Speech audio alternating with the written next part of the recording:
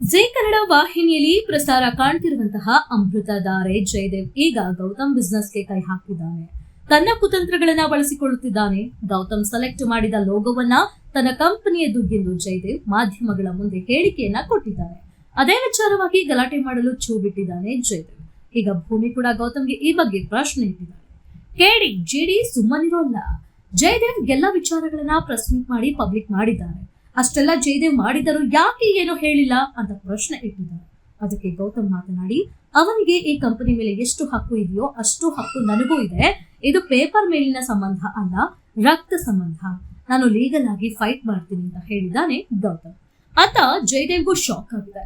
ಈಗಾಗಲೇ company logo Gautam ಹೆಸರಲ್ಲಿ register ಆಗಿ ಹೋಗಿದೆ. ಈ ವಿಚಾರ ತಿಳಿದು ಜಯದೇವ್ ಇನ್ನಷ್ಟು ಆಶ್ಚರ್ಯಗೊಂಡಿದ್ದಾರೆ. ಗೌತಮ್ ಸರ್ ಫೈನಲ್ ಜಡ್ಜ್ಮೆಂಟ್ ಕೊಡೋ ತನಕ ಕೇಳಿ ಜೆಡಿ ಸುಮ್ಮನೆ ಇರೋದೇ ಇಲ್ಲ. ಇದಕ್ಕೂ ಮುಂಚೆ ಜಯದೇವ್ ಪ್ರೆಸ್ ಮೀಟ್ ಕರೆದು ಗೌತಮ್ ಶುರು ಮಾಡುತ್ತಿರುವ ಬಿಸ್ನೆಸ್ ಲೋಗೋ ನಮ್ಮದು. ಈ ಲೋಗೋವನ್ನ ಯಾರು ಲಘುವಾಗಿ ತೆಗೆದುಕೊಳ್ಳೋಕೆ ಆಗಲ್ಲ. ಇದು ನನ್ನ ಸ್ವಂತದ್ದು. ದಿವಾನ್ ಫ್ಯಾಮಿಲಿಯಲ್ಲಿ ಗೌತಮ್ ಮಾತ್ರನ ಇರೋದು.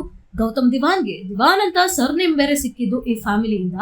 ಅವನಿಂದ ದಿವಾನ್ ಆಗಿಲ್ಲ. ಈ ಒಂದು ಫ್ಯಾಮಿಲಿಯಲ್ಲಿ ಅವರು ಒಂದು ಭಾಗ ಎಂದಿದ್ದ. ಆದ್ರೆ ಈಗ ಎಲ್ಲ ಉಲ್ಟವಾಗಿದೆ. ಜಯದೇವ್ ಇದರ ಜೊತೆಗೆ ಶಕುಂತಲ ಮೇಲೂ ಅಬ್ಬರಿಸಿದ್ದಾನೆ.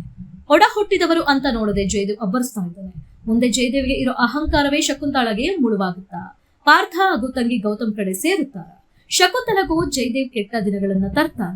ಲೋಗೋ ವಿಚಾರವಾಗಿ ಗೌತಮ್ ಮುಂದಿನ ನಡಿಕೇನು ಅನ್ನೋದು ಮುಂದಿನ ದಿನಗಳಲ್ಲಿ ಗೊತ್ತಾಗಲಿದೆ. ಅಮೃತಧಾರೆ ಧಾರಾವಾಹಿ ಜಿ ಕನ್ನಡ ವಾಹಿನಿಯಲ್ಲಿ ಪ್ರಸಾರ ಕಾಣ್ತಾ ಇದೆ. ಛಾಯಾ ಸಿಂಗ್ ಭೂಮಿಕಾ ಎನ್ನುವ ಪಾತ್ರದಲ್ಲಿ ಕಾಣಿಸಿಕೊಂಡಿದ್ದಾರೆ.